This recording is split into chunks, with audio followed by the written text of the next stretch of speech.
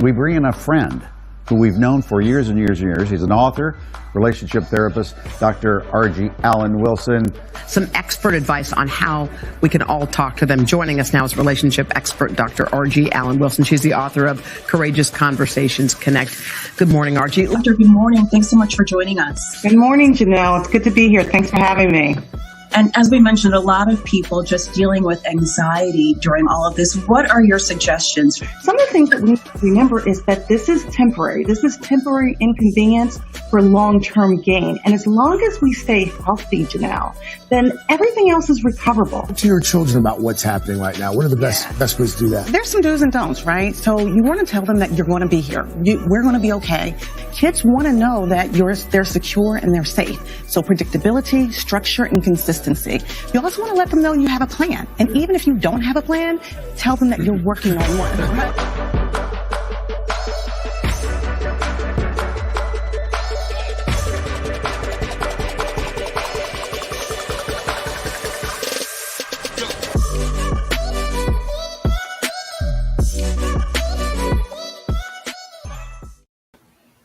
And good morning. This is Dr. RG in the Courageous Conversations Connect space, Quarantine Talks. Welcome all of our crew.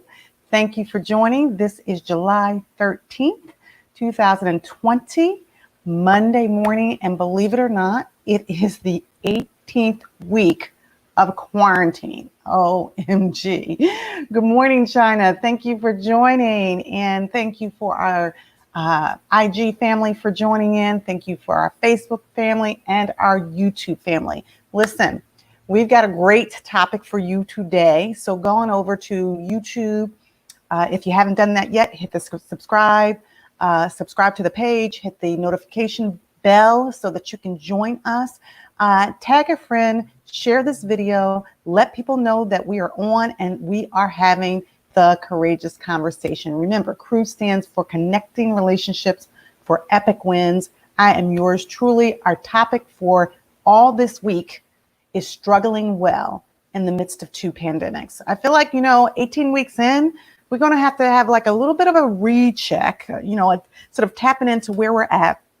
Are we struggling well? And today we're going to talk about your mental wellness check-in. How you doing mentally? We're going to all get a checkup from the neck up and see how we're managing, not just physically, spiritually, relationally, but how are we managing mentally? Good morning, Charlo. Thank you for checking in. Thank you for joining this morning's show. Listen, of course, I'm going to always ask you all, who are you going to breathe for? We're going to take a quick break from our sponsors, and we'll come back and we'll do our breathing exercise at about 10:10. So think about who you're breathing for and with, put it in the chat. And then I also want you all to think about, are you struggling well or are you not? We're going to have our mental health check-in when we come back. Stay with us.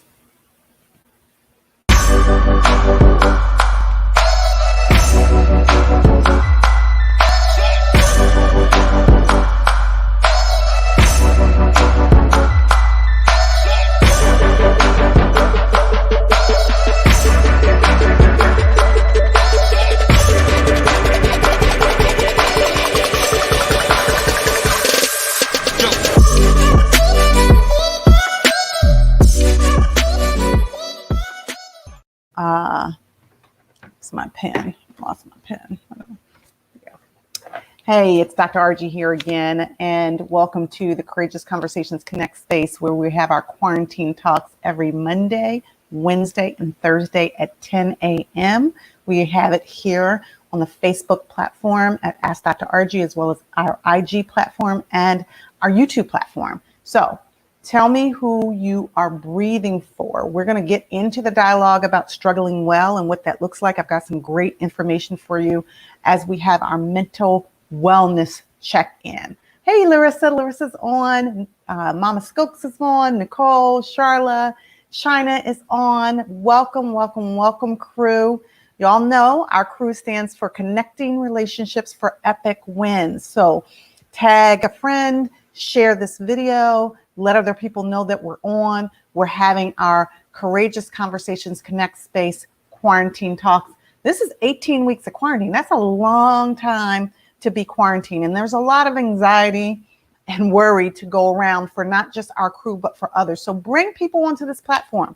We can't do this without you. We need your thumbs up. We need your smiley faces. We need your hearts. That helps with our algorithms. And just to let other people know, this particular week, we want you to bring 2 or 3 guests onto the platform if you can. Share it with them so they can engage in this dialogue as well.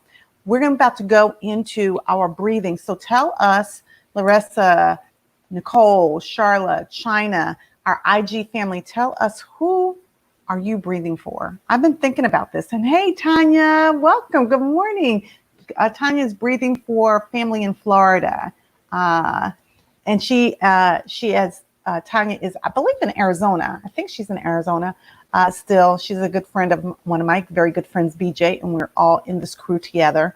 I decided that I wanted to breathe specifically for Breonna Taylor today and Sandra Bland. Y'all may not remember her name. Give me a thumbs up if you do remember her name. It was a while back before all this, uproaring about George Floyd, but those 2 women specifically, I want to breathe for today. I don't know if you all know that with Breonna Taylor, one of the officers was fired, not charged yet, and 2 of the officers that stormed into her bedroom or into her home that night are just on administrative leave. So when we think about the horrendous experience that she and her partner experienced, where you're not even safe in your own home, that's problematic. So now for Black people, it's that we're not safe in any place, not even our own homes. And this horrific journey that we've been on for 401 years around systemic racism has got to stop. And so Nicole remembers Sandra Bland. She was stopped for a tail light, and they arrested her. And then several days later, she was found dead in her cell. And there was no accommodation. There was no one charged for that. And still, it remains that it was a senseless death due to an unarmed Black woman. And interestingly enough, we sometimes begin these conversations talking about Black males, I believe partly because Black males definitely are on assault these days, and we are concerned for our husbands and our fathers and our brothers and our cousins. And yet we're also concerned for the Black women, Black and brown women that are being impacted and assaulted and killed on a daily basis. China says she's breathing for hospital workers, and Larissa's breathing for grocery store workers. Let's not forget about the essential workers out there, because COVID is still there. Nicole says she's breathing for Dr. RG and Morgan. Thank you so much. We are essential workers as well, right? And we are doing this work every day, not necessarily out in the streets, right? But we are doing it within the confines of our home and computers. So I thank God for that we're able to still work, and we're still able to help people, and we're able to do it safely. And yet it is a challenging journey as well for us. So thank you for that, Mama Skokes. We appreciate that. So it's about 10:09. So let's get into our positions. Kind of have a straight, erect back. Put your feet to the ground. Put your middle finger to your thumb, or one hand over the next on your lap, or you can put your 2 hands beside your lap. Get comfortable. Remember, we're going to be breathing in through our nose. We're going to be breathing out through our mouth at the sound of my voice. When I count to 3, I'm going to ask you to breathe in through your nose, breathe oxygen, hold it for 8 seconds, and then breathe out through your mouth. We're also breathing in hope and peace and love and serenity. And we're going to be breathing out worry and fear and anxiety and unsettled feelings of frustration and anger. Okay? 1, you with us, IG family, Facebook family, YouTube family? 1, 2, 3. Breathe in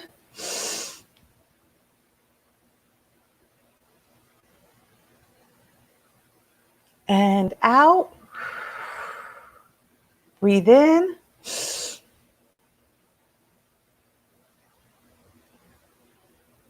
And out. Breathe in.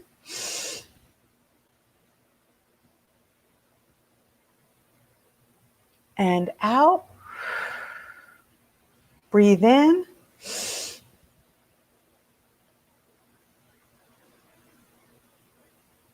And out.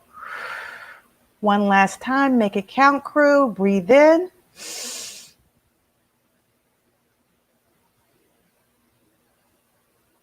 And out.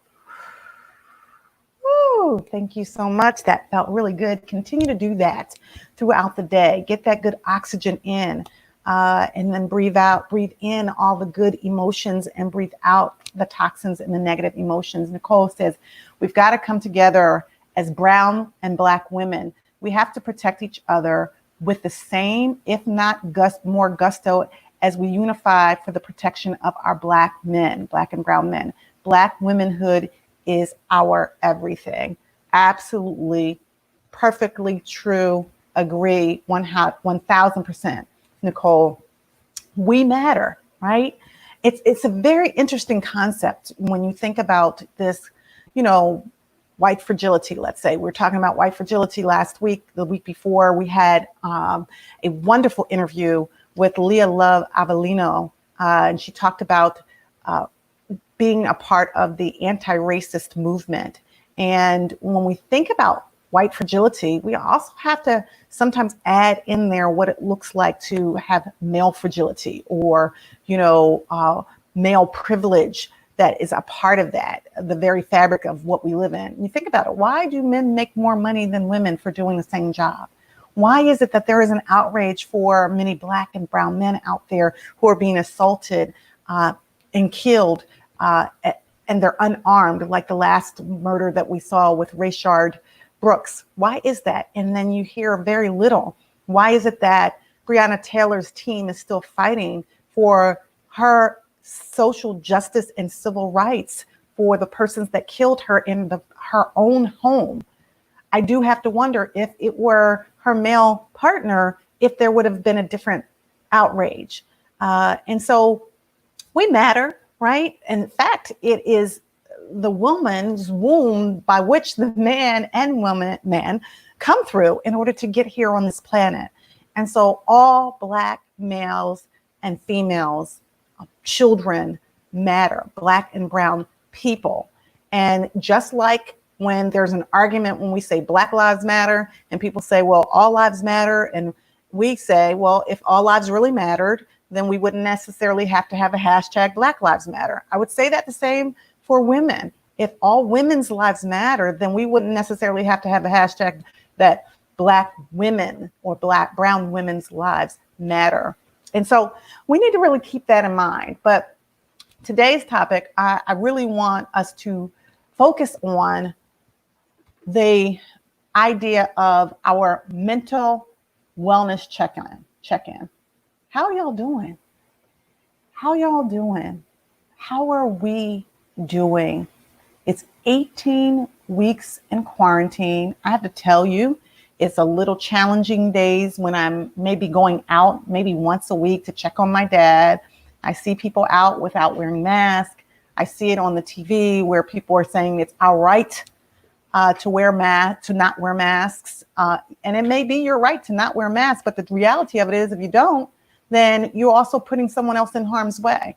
We talked a couple of weeks ago about super spreaders, and there is an uptick in certain areas of this country where there are more cases being identified, where there are actually more deaths. And a lot of that has to do with both misinformation and this sort of righteous indignation and this individualism of I can do what I want.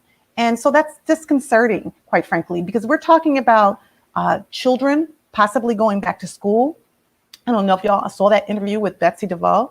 yesterday, where she was talking about the kids got to go back to school. And so that means that teachers are going back into harm's way possibly as well. It also means that, parents that may have to go back to work and not online subsequently may have to put their children back in daycare. All that makes me really, really anxious. So let's do a mental wellness check-in. And I want to hear your stories.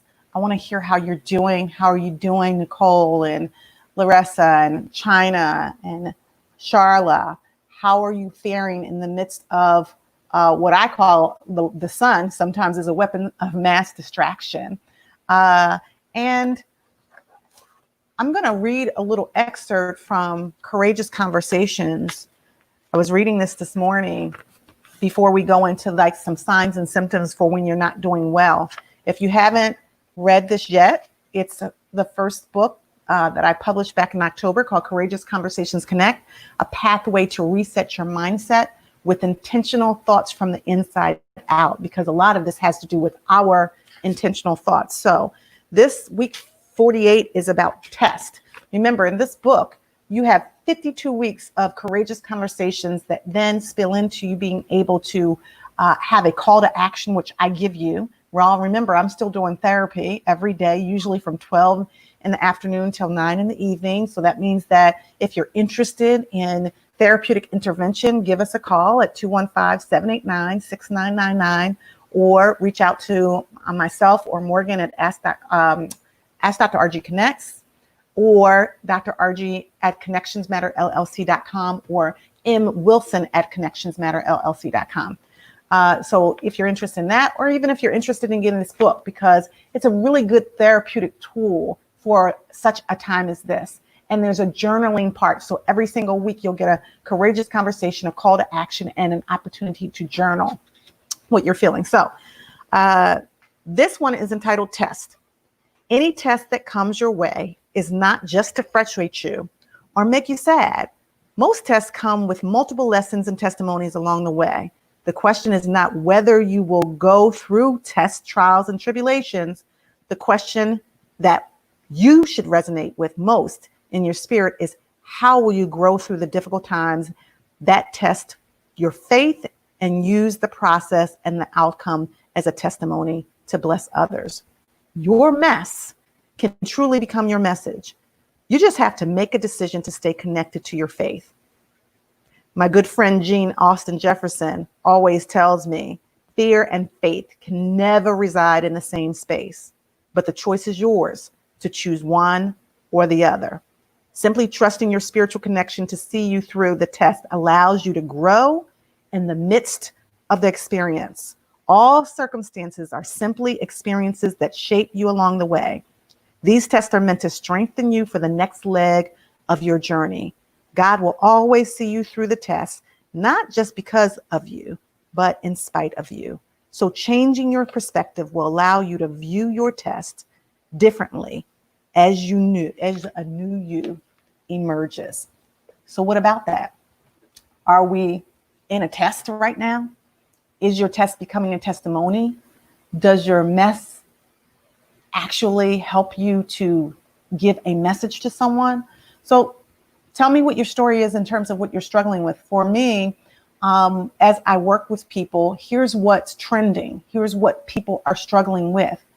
A lot of people are struggling with COVID-19 because of the uptick. They're struggling with fear and worry about what's going to happen when schools open back up. They're also struggling with sleep issues, changes in their sleep pattern, changes with eating patterns. They're eating less, or eating more for comfort.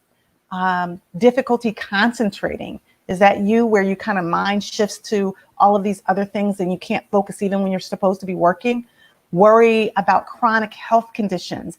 If you have, and many people do have, these underlying conditions, even if it's something like asthma or a respiratory condition or an autoimmune disorder, those things can compromise us to the extent that if we are exposed by someone who is asymptomatic, that could mean more difficulty for us.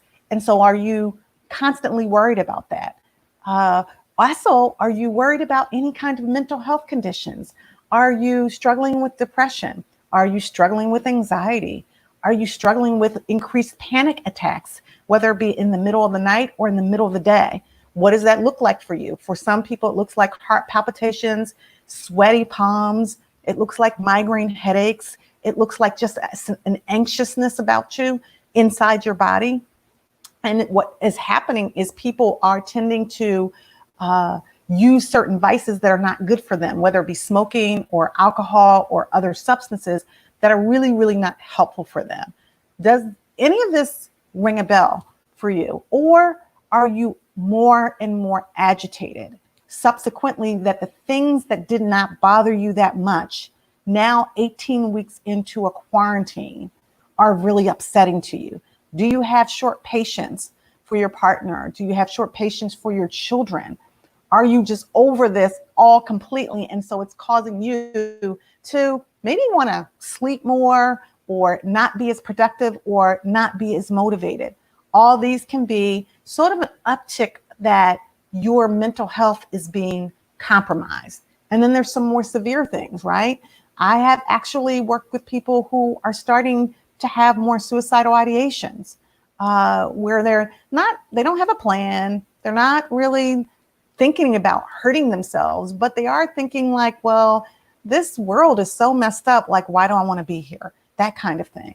And so if any of those things should be happening to you or someone else, now is the time to get help. This is like anything else. When you start getting a cough, you don't want to wait until like it gets full blown and you now are in dire straits physically, and now you want to get help. You want to intervene soon, often, and frequently in order to get what you need to help you. And by the way, social media and the news doesn't help many things, right? In some ways, it's a great tool, but if it's misused, then it doesn't help us. So if you are having, fights on Twitter or social media engagement that is not healthy for you, whether it's that you're, fighting about whether you should wear a mask or not, or you're fighting about Black Lives Matter or White Lives Matter or Blue Lives Matter, those kinds of things. That may not necessarily be good for you. That may be a sign that you need to talk to someone, and a professional, a mental health professional, a relational expert, to help you to really process through what is happening with you, through you, and what is happening to you. If these things are, any of those things, at least 2 to 3 of those things that I've mentioned are tapping into something inside of you that is letting you know that, hey, maybe I need to really have a checkup from the neck up, as my good friend Shirley Ralph Hughes would say, then call someone, reach out, be, courageous enough to look into getting some help for yourself. There are things that you can do as well. If you all remember in the very beginning, I talked about the 4 M's. I talked about doing your mindfulness, doing your meditation, kind of centering yourself. And we do some of that with our breathing exercises in the morning, right? We talked about then doing some kind of movement. You got to get the blood circulating. Once you get your blood circulating, it changes the biorhythms, right? It changes the hormones as well as the parasympathetic nervous system that actually is responsible for everything. So you've got to get that blood flowing, and you've got to get the oxygen going throughout your body to feel better, so that hopefully your cortisol levels and your adrenaline levels lower, and your oxytocin and your serotonin and your dopamine levels, those increase. And then, of course, meaningful engagement. If you are having engagement with people that are toxic, that people who always see the glass is half empty and not half full, if you're having engagement that's not meaningful because perhaps maybe you're in the same space, then you may need to talk not only to a professional, but sort of surround yourself around people that lift you up as opposed to put you down. And lastly, remember, we talked about the 4 M's months ago. Music. Music is healing, whatever it is, whatever kind of music helps you. For me, it's NDIRE. That's one of my favorite artists. I find it to be extremely uplifting. Sometimes I listen to gospel. My mother used to listen to country western music. I don't know why, but she That's what she liked. But whatever it is, just listen to it. Listen to the words, listen to the lyrics. I was watching TV last night and Winan, BB, I think it's BB Winan, had a new song out called Black Lives Matter. I thought it was actually beautiful. There's also a song by Alicia Keys that she came out with in the very beginning of this pandemic for COVID-19 for the essential workers called, I think it's Hold On or something like that. So utilize those opportunities to elevate yourself, to check in with yourself, to quite frankly, check in with other people who might not be faring as well as you also. They might be your senior person. When's the last time you called someone that you know from church, or your parent that's older, that's by themselves, or a grandparent? Checking in with them is really, really helpful. And quite frankly, it can help you, as well as if you're checking in with somebody from the nursing home. So tell me your story. Tell us your story.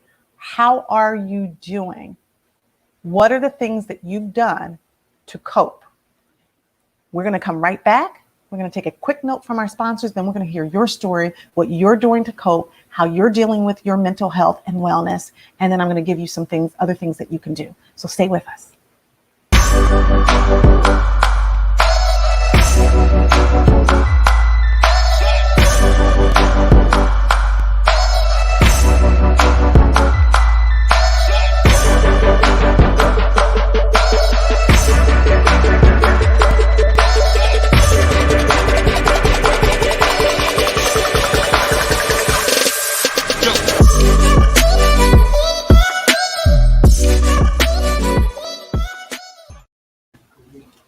Hey, this is Dr. RG here again. I am here in the Courageous Conversations Connect space, our quarantine talks, and I want to hear how you are doing in this space. Well, I'll tell you, one of the things that Morgan and I were listening to this weekend was the conversation on the Red Table Talk. I don't know if you heard it. I've been actually listening to the Red Table Talk a little bit more in the last month or so, right? There was a really great one with Tamika Mallory and Dr. Angela Davis. And then there was one that Will and Jada talked about fatherhood, and I posted those. Well, this one was about the entanglement, if you will. And think about it, like this is what Jada said. She's like, there was an entanglement. And she and her husband, Will Smith. You all know Will Smith is from Philadelphia, from West Philadelphia, and Jada is from Baltimore, and they are an actress and an actor. I'm not sure. I'm pretty sure everybody knows who they are. And, you know, they talk about a lot of things on their show, not just celebrities on their shows. They talk about real life relationship issues. And I wonder how they are struggling, if they're struggling well through this recent uptick that they're having in terms of actually sharing with the world their personal life. You know, one of the things about being a celebrity is that you really don't get a chance to be private. And I think their perspective was that they wanted to get ahead of this, because I think maybe it was probably 3 weeks ago that Angela, the interview with August, Angela Yee from the Breakfast Club, they did an interview, Angela Yee and August, and he said that he had a long-term relationship with Jada Pinkett Smith, and that he had gotten Will Smith's blessing. So what I wondered as a mental health professional when I heard that was, like, I go to how's his family struggling with this, if it's actually now becoming present in the zeitgeist. And I also wonder, how are their children doing? Because we know that when we as parents are having challenges, whether it be through COVID-19, whether it's the Black Lives Matter movement and the racial unrest, whether it's our own personal struggle in our family, if we have other people that we're connected to, that can be a challenge. And so they came on board and they began to talk about their issue, their situation, if you will. And this entanglement. And it was pretty interesting because they, I think, shared some nuances that were more gray than black and white. Morgan, you clearly want to share something. You have some thoughts about this? I love you, babe, but you're sanitizing it. Let's call this what it is. It's a situation. I just said it was a situation. No, situation. I don't say situation. You gotta put the call. You say situation. I say situation. Okay, let's call this what it is. Tomato. You say tomato. Crew members, let's talk real. Okay, let's get down to it. It's not a clinical situation here. Well, it actually is, because I see people like that in therapy all the time. Let's Jada and Will. There's been rumors about them for years having this open kind of marriage. And so this is not a new situation. I mean, August had this situation with her for a while. It came out. But what I guess struck me was that on the table talks, she still had struggled with calling it what it is. I need you guys to chime in and give me some feedback. Tell me what your thoughts are about it. Will had the person. He said, look, why you kept trying to entangle? What is the entanglement? Call it what it is. You help get me groove on. Let's call it what it is. You and me. Well, I don't know if you can call it cheating, Dave. If he had a conversation with Will, and they were actually in a separation, and he said, go for it, then how it was like it sounded like they both understood. I think there was some kind of thing about he was actually, I think he was in the home kind of a deal, and he claimed that he got Will's blessing, but she was very clear. No, I didn't need nobody's blessing. I did this on my own willingly. Now maybe the rules were, maybe there was some boundaries on how you cheated, and they were supposed to be not any embarrassment. Because to be honest with you, so far. To my understanding, Will didn't, have anything public. He didn't embarrass her and flaunt his women or whoever he was dealing with out, in front of everything. So far as he's concerned, he kept his end of the bargain. He kept his, in check. His booze, his side stuff in check. Jada could not because, August fell in love. And when you're a side piece, falling in love is always the death knell. The death knell. What does Nicole got to say? She said, "Come through, Morgan." Listen, Nicole, you know exactly what I mean. Let's call it a situation, and the situation was there for the public to see. I'm curious to see what all you other crew members got to say about it. Oh, can't be the only one with a comment or a thought about it. This is some real stuff, and they've been talking about this for a long time. But I'll be honest with you, it was evident that Will really felt uncomfortable about this. You could tell that he was still paining over it. He really was feeling some intense pain over it. He was just. Yeah, he said something like, "I'm gonna get you back." And I think there was a little tongue in cheek, but sometimes what you say, and then Jada said, "Well, I think you've already covered that one." And so clearly, for me, how I interpret that is, they still need therapy. They still need to really process this with a therapist. Or I know Estelle Perel was somebody that was working with them for a while because she came on the Red Table Talk. But they really need to help someone that is objective to really kind of help them to process all of what they went through. Let me tell you what else I noticed. Or going through. You know what I noticed also? Actually, the two dudes were more emotionally, outwardly showing their emotional pain than Jada. If you watch August's interview with Angela Yee, he was moved to tears. He expressed himself about how much he loved. Usually the person who's violated is more emotional about it than the person who's not. But I'm saying, it's just amazing how. But I'm saying, and in this case, a lot of times we have a triangle. It's normally the guy and his wife and his side piece. But this was kind of flipped. Jada was the one that was doing all the offenses. So to go to show you, it ain't all men who cheat. Women can do the same thing. But I know technically you can't technically say they were cheating because they had some kind of amicable agreement kind of a deal, but there were some rules that Jada obviously violated. And then, August got in, according to, Jada, his entanglement, got his feeling caught up in the entanglement. I just, she just wasn't willing to even say that. So you're right. Most of your point. They still need therapy. Because she can't come out and just flat out say, yes, I had an affair. Yes, I cheated, or whatever. Well, I think that they change language based on what their comfort levels are. But the clear, and what I see Nicole saying that I was uncomfortable watching, they need help. There is some stuff happening.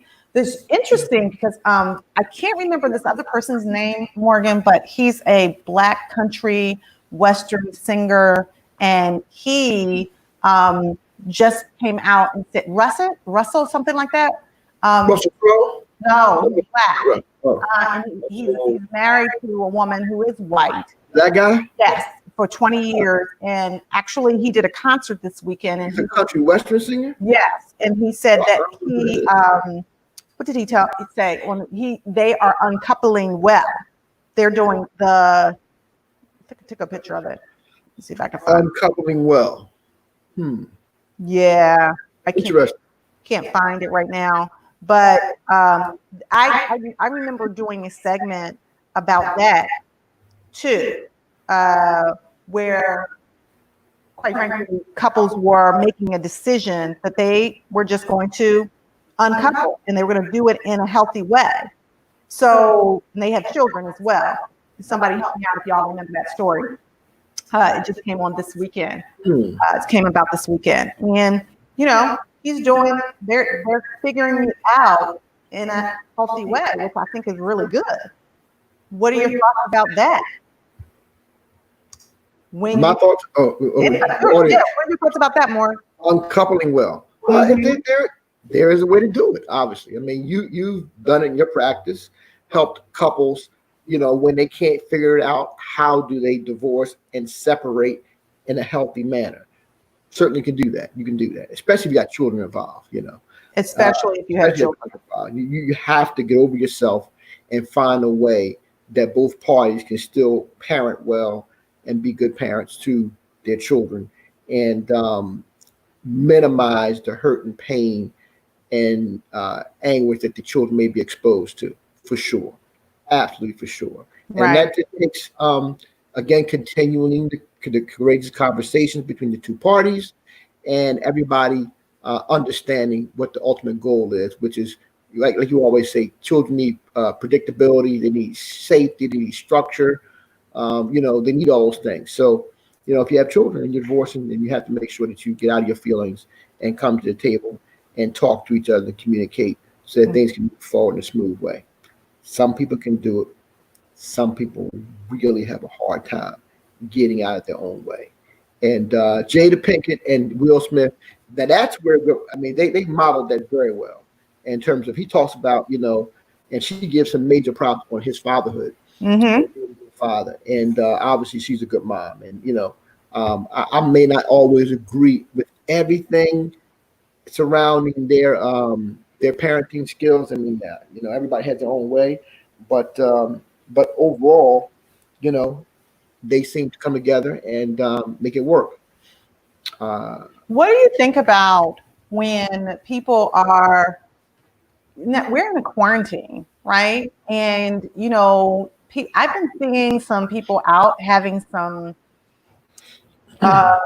events, whether it be birthday celebrations or various things. And, I think that people are having challenges with trying to be disciplined around this. And I wonder if some of that is that people are overwhelmed with being quarantined with the same people. Historically, we don't function like that in this country. We go out for hours at a time, work for our jobs 8 hours, then we may go to a sporting event or what have you, come back in after a 10, 12-hour day, and then we kind of reconnect, and then we go to sleep and call it all, do it all over again. So I do wonder, one, if some of these breakups, if you will, or challenges with these relationships are due to now for going on 5 months of quarantine. What are your thoughts? Well, listen, it's a challenge. I mean, if you're home and you used to, and you said it many a times over the previous shows that, when you're stuck in the house with this person where you, in times past, you would have an opportunity to leave and get away for 8, 9, 10 hours and kind of comport yourself and decompress. And then when you get back home, okay, you get a chance to miss them and you kind of regroup. But when you're home day in, day out, and everybody's working from home and things of that nature, if you have a job that allows you that type of flexibility, it can be contentious. I mean, listen, you and I have challenges, and we work together. I send myself to my room, to my office for hours when I'm like, okay. And so we have our time apart within the house. In the house. Or I may go out and run some errands and really exercise some discipline in terms of my social distancing and so forth. But yeah, it's a challenge for a lot of couples, and a lot of couples are having to be forced. A lot of couples aren't having courageous conversations. They haven't talked really, intently or I guess intensely in a long time, and really opened up, and it's uncovering some things. You're getting to know your partner in ways you hadn't. That's right. Had the COVID-19 pandemic hadn't occurred, so it's really challenging some couples, and some couples are thriving. Some couples really are enjoying this, especially if you have those or one of those couples or one of the partners in that relationship who could be an introvert. So introverts. Oh, introverts are having a good time. Sure, they're loving this. They're loving this. They're loving this. They care about necessarily going out. In fact, the introverts are hoping that the quarantine lasts a little bit longer. Absolutely. But so yeah, I think with Will and Jada, and whether it be them or anyone else, when I've been asked to talk about celebrity couples, I try to branch it out and specifically talk about, well, what if that were you?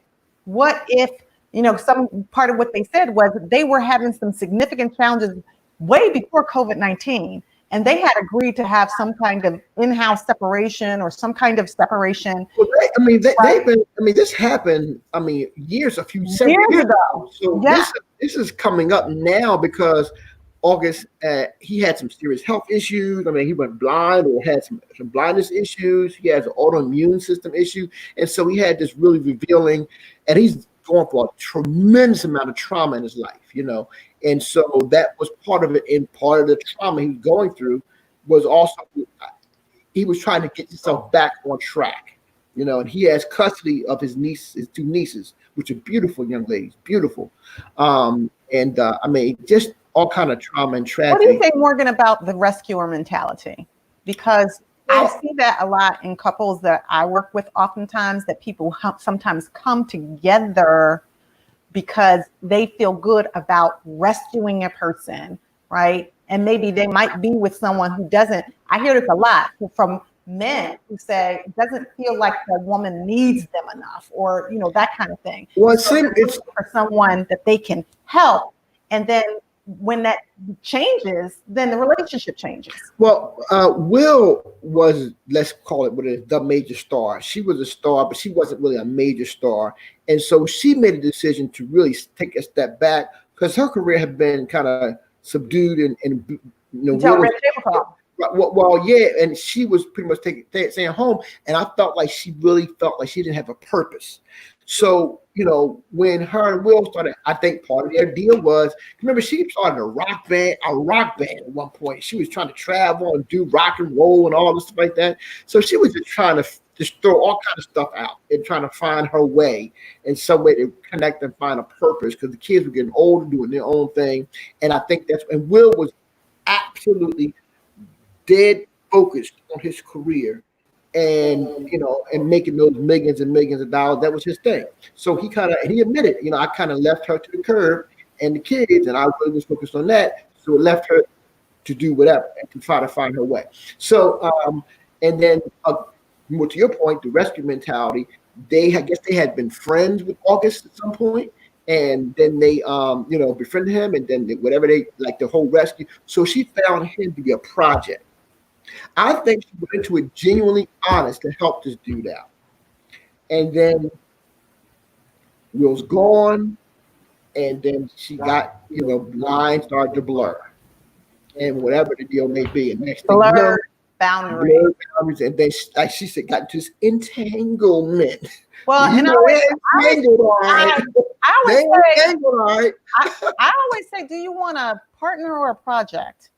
Because I do think that it can be kind of gray sometimes, depending on what's going on in the person's life. And if you are a devout rescuer, then you can take on a project and you want to, like, women are guilty of this. Like, I'm going to fix you up, and send you on your way. And then, when that person doesn't want to be sent on their way, in this case, August was very upset, I guess, when the relationship did not work out or ended, as well as upset about the fact that he felt like they would just continue. I'm not sure what the agreement was, but who knows? These relationships do happen in everyday life as well.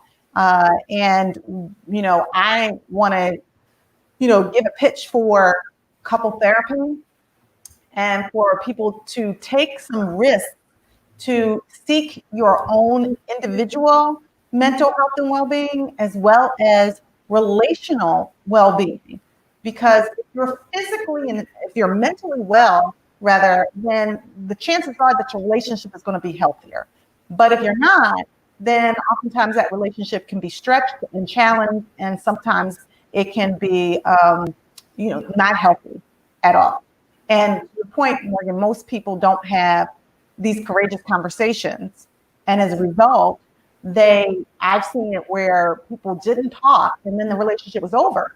And then the other person was like, well, what happened? Right. Like, no, you never shared what it is that you were upset about. And now I'm paying the price about something that I really didn't even know. Well, I think some relationships, they have a hard time struggling and working through the impasse or the argument. You and I work the muscle of, you may walk away for a moment just to kind of clear your head, but you got to come back. Mm-hmm. It just doesn't, you can't bury your head in the sand. You can't just, tamp it. It's going to always, whatever the issue is, going to always rear its ugly head. And we always, whenever we do some joint relationship workshops and so forth, we always talk about being able to work it through and talk it through to come to a point of understanding. And the thing about it is, you may not always, I may not always win you to my side or vice versa. You win me to your side. Maybe it's just, how do we get to a place of understanding so we can work it through? Common ground. Exactly. Some common ground, some compromise. You can't win all the time. Matter of fact, if one person wins and one person loses, I feel like the relationship loses. Like, if that really is the goal of winning, there's a problem, because you're supposed to be on the same team. Well, like I always say to you, when I say something to you, I can be kind of sharp and pointed and directed, and sometimes my words, you can perceive them as injurious. I say that sounded better inside your head. That's what I usually say. But what I say to you is always, hey, understand, I'm never having the intent to cause you harm. Now, I may not have the intent, but it caused you harm nonetheless. Well, you know what they say, the road to hell was paved with good intentions. No, but what I'm saying, but what I'm saying to you is that when I say that to you, I'm trying to convey to you, hey, look, all right, so I got to step back. Okay, what did I say? Did I say whatever I said? Obviously is landing on you in an injurious way. I got to figure out how to reframe it, say what I say. My feeling about a subject or a topic is real for me. So I'm never going to apologize for what I feel. But what I can apologize for is the way I projected what I felt. My delivery of what I said, and all kind of things. I have to take that into account for you. It's not what you say, but how you say it sometimes. That's what old folks used to say. No question about it. No question about it. Let's see. Nicole has some things. Let's see what Nicole. All right, Nicole says, you're on fire today, girl. You rolling today, Nicole. Nicole says, do you think that some people are prone to entanglement? Parentheses, cheat in capital letters. Right. Call them Nicole. And they think it's okay. I ask because I could never cheat on my husband. I see that as cheating on him, our children, and the life that we are building. I think, Nicole, and that's a great question, but I do think that every marriage, every relationship, and every familial system is different. And to actually espouse our, I guess, way of doing things onto someone else is almost like saying like all Black people are a monolith, like we're all the same. That's just not true. So we have to, where we fall short sometimes as humans is we get upset because we're like, well, how are they doing that and I didn't do that? You know, they're just, it's different. So if I were working with Will and Jada, I'd be asking, what were your rules of engagement and how did those rules of engagement get breached? Not based on somebody else's standard, but by your standards. Does that make sense? Yeah, I just had an intrusive thought. Didn't you say to me at one point that therapists that they work with believe in polyamorous? Or yeah. Well, I'm not sure. I can't put that on. You're not sure. Okay, yeah. just call it back so nobody it doesn't get out because it's gonna be in the private world. I don't want anybody to say Dr. RJ not playing that for the therapist. However, I do think that the person that they said that they worked with, and I go back and listen to that interview. You know, I've had workshops with her before, and she believes that, you know, you may not have just one soulmate, that kind of thing. So maybe that's why they chose her to work with. You know, bottom line is they still got work to do, as we all do, by the way. I've yet to meet an individual or a person that was in a relationship that did not have work to do. We have work to do. And that's just a part of the deal. There's no smooth relationship that is perfect every day, all day, 24 hours a day, 7 days a week. Deborah says nobody ever really not knows. People refuse to acknowledge that there is a problem. Yeah. That's a very good point. I do think that people usually know or feel, at least, just like Dr. Maya Angelou said, you may not remember what I said or what I did, but you will always remember the way that I made you feel. So we know when we feel something, we don't do the necessary work to go deeper. In the conversation, Karen said, it's discouraging that after 20 years of marriage that there was room for any sort of entanglement. Well, remember, they got married young, relatively young. This was Will's second marriage. Mm-hmm. He talks about that and how they parented was somehow. Now, what he also revealed in this interview, Red Table Talk, was that early on, his father was still around, still alive. He said he had a conversation with his dad, and one of the things was he was feeling like he was disempowered. He didn't have any control, and he didn't have any input, and his father said to him, "Listen, you can't fight this. You do more damage fighting. Just step away, surrender. Your son will come to you," and it was true. Full disclosure, it's happened to me. Mm-hmm. So I clearly understand that part, but it's absolutely one of the most painful things that an involved, engaged father will have to do is that in the middle of a divorce, if the children are used or weaponized against him, then he has to make a decision to not fight. That's instinctive for a man to go fight, but then to take the long view and step away. That long-term view works out best, I think, for the children. And that's what happened to Will. And but then again, when it happened, then they had to come together. Jada, whatever, she figured it all out, and all three of them came together to help Trey out. I think that's his older son's name is Trey, I believe. I think so. Anybody can correct me on that, you know. But Karen says it's discouraging. Oh, he said that there are 20 years of marriage that was room. You know, if a marriage for 20 years had underlying problems that were never dealt with properly, then, you know, sometimes it's bound to rear its ugly head. Well, let's just be. What do you say? If he, what you can't heal, you don't reveal. What you don't reveal. I say that in order to heal, you have to feel, but you cannot heal what you don't reveal. And once you reveal it, you can deal with it. Exactly correct. So if you have these underlying things and you don't reveal it or you suppress it, you know, it's no healing that takes place. It's an open wound, or a wound that wasn't closed or healed properly that'll always fester and ooze out its ugly pus of toxic relationship and toxic encounters and so forth. It just constantly causes problems. So anyway, I think that people tend to have like a fantasy, right, of marriage, and assume, oh, that's another thing that happened. And prayers up for John Travolta's wife who passed away. breast cancer, right? Your battle with breast cancer. So prayers up for their family. They were also together for, I believe, 20 years, have 2 children. I think that anybody who's ever been married will tell you that it has its ups and downs. It has its twists and turns. It's really the commitment. You know, when people say vows, and sometimes people make up their own vows, but the vows, if you listen to them, are very, very beautiful, but they're also very, very complex and challenging. It says for better or for worse, the traditional ones. Mm-hmm.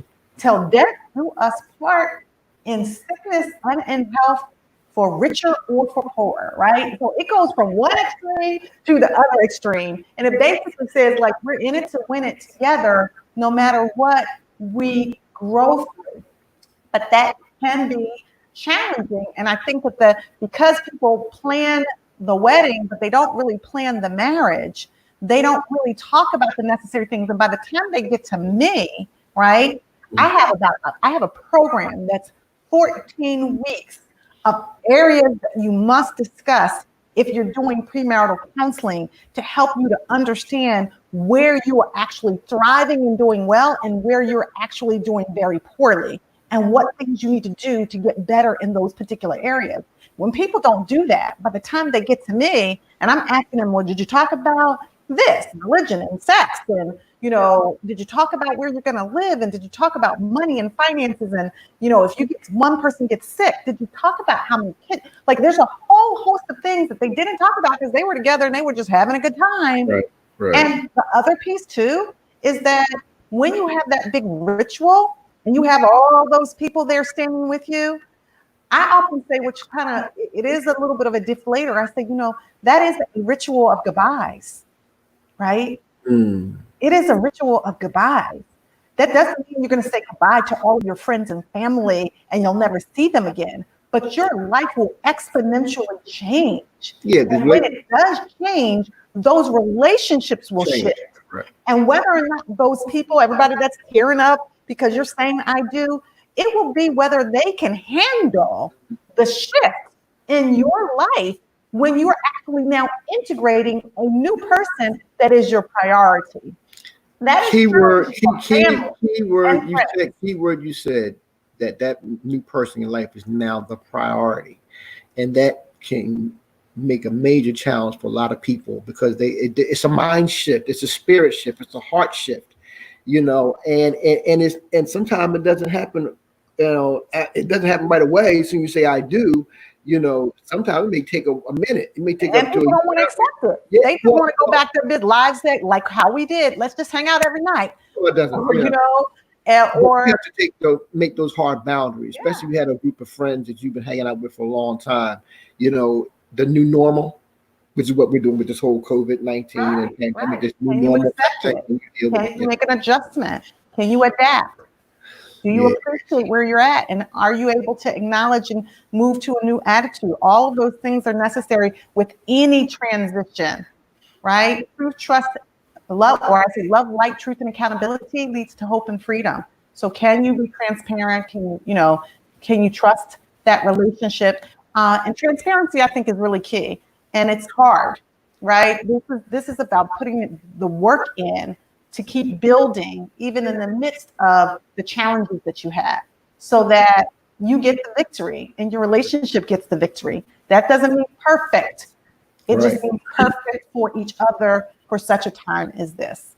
So listen, I hope that we are all figuring out ways to struggle well. I want to encourage people to take care of their mental and emotional health. Take your breaks from watching TV and reading negative news. Take care of your body, do your deep breathing and your stretching. People are really tight, right, in their minds, bodies, and spirits. Everybody's so tight and wound. So take your time to unwind and connect with others that will lift you and not deflate you.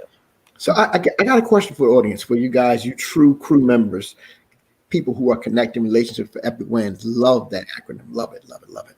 So if you guys think that we could probably have a few more conversations like this on relationships where RG and I come in and talk about that. I don't know. Put your little comments in there, like a thumbs up or not thumbs up. Do type of 1 if you like it and you think we should do more of that in the comments section. Type of 1 if you like it. Type of 2 if you don't like it.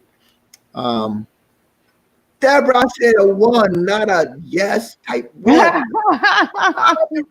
Folks. The 1. Thank you, Stephanie. Give me 1, Deborah. Okay, Deborah. Thanks, Deborah. Appreciate that. That's Chuck's mom, by the way. Oh, it's Chuck's mom. Yeah. Deborah. Karen, same thing with you, Karen. I said type 1, not yes. She can say yes if she wants to. to. Say 1. But guess what happened? Give them direction. You got to not a yes. She said, I have so many questions. Okay, cool. All right, there you go. All right. Yes, before you said type 1. She said, okay, all right. All right. Okay, Miss Deborah. Okay. You're forgiven. That's cool, guys. That's cool. Okay. Yeah. All right. Yeah, so just we'll try to incorporate that a little bit more, see what that looks like for during the week. Remember, guys, we're on. Oh, I'm sorry. We're on now Monday, Wednesday, and Thursday. We're no longer 4 days. Monday, Wednesday, and Thursday at 10 a.m. Okay, so set your calendars. Don't get upset if you come on tomorrow. We're not there. We're not there. Monday, Wednesday, and Thursday, and we're going to have these courageous conversations that connect us.